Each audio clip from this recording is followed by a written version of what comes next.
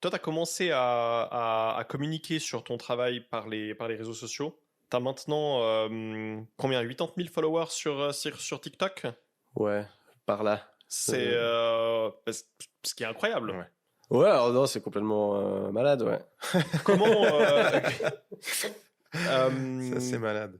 comment t'en es arrivé là? Parce que je me dis que ça doit demander une série de talents qui sont complètement autres que ceux dont tu as besoin pour faire ton métier. Moi, je pense que comment j'y suis arrivé, ben, c'est deux choses. Une part de la chance et puis une part de constance. Vraiment, parce que ça fait depuis 2000, je me suis lancé en 2016. Puis au début, j'étais sur LinkedIn, Facebook, puis après, je sais pas, 2018-2019, je me suis mis sur Insta, puis etc. Puis j'ai toujours posté très régulièrement, 1 à 2 fois par jour. Mais tu vois, sur Instagram, je suis à 5000 et quelques abonnés, mais ça fait depuis 2018. Donc c'est déjà incroyable, mais c'est pas un succès fou. Et puis finalement, il y a TikTok qui est sorti, puis je me suis dit bon, en fait vraiment par hasard, parce que j'étais ah non, comme tout le monde au début, non mais je vois pas trop, c'est pour les jeunes, et puis j'arrivais pas à voir comment j'allais me mettre dessus, comment adapter mon contenu. Puis finalement, je me suis dit je vais essayer. J'ai vu que leur interface pour faire les montages vidéo était super facile d'accès. Puis je me suis dit je vais juste utiliser ça comme outil de montage vidéo.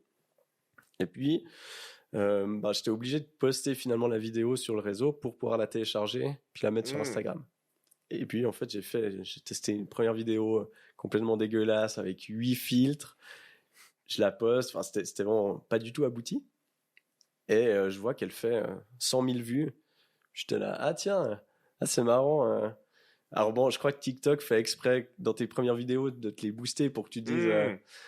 Puis après, alors je me suis dit, bon, bah, ça va être intéressant. Puis j'ai commencé à poster, je faisais au début 3-4 vidéos dessus par jour. Et puis ça faisait 20 vues, 30 vues. Puis en fait, ça c'est vraiment, moi c'est ma méthodologie. Je pense que je suis pas le gars le plus intelligent, le plus malin, le plus stratégique, tout ce que tu veux. Mais par contre, j'ai découvert que j'étais capable, quand je décide un truc, je le tiens. Puis je m'engage, que ce soit dans le sport, dans mon boulot. Et ça, c'est une chose qui est très rare finalement dans la société. Typiquement, les podcasts, j'ai vu... je vois que vous êtes très prolifique. Et je sais plus le chiffre exact, mais je crois dès le moment où tu passes les 30-40 épisodes, tu es dans le 1% des producteurs de contenu. Ah, on Pour sera bientôt savoir. dans le... Ça, ce sera le 12e épisode, je pense. Ouais. Donc, bientôt, on approche, sera dans le ouais. 1%. D'ici l'été prochain. Ouais. Exact.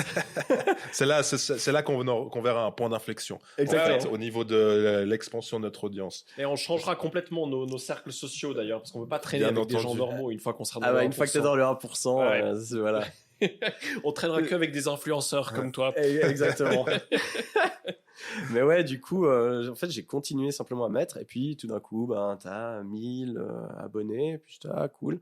Puis après, il y a eu vraiment, je pense, il y a une part vraiment de chance où tout d'un coup, t'as des vidéos qui explosent, tu sais pas pourquoi, et c'est le seul réseau où tout d'un coup, tu peux gagner 5000 abonnés en une semaine. Mais tu sais pas pourquoi? Après, si tu réanalyses, il y a pas un... Franchement, c'est compliqué. Moi, j'essaie de pas trop suranalyser mon contenu.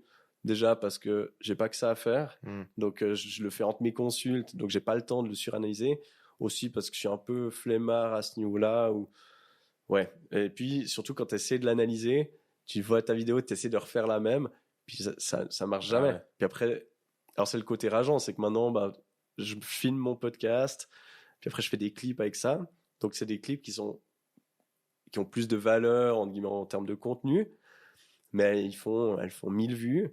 Et puis après, je fais une connerie de vidéo de 5 secondes, et puis ça explose. Donc non, c'est dur d'avoir un truc qui est viral de manière constante.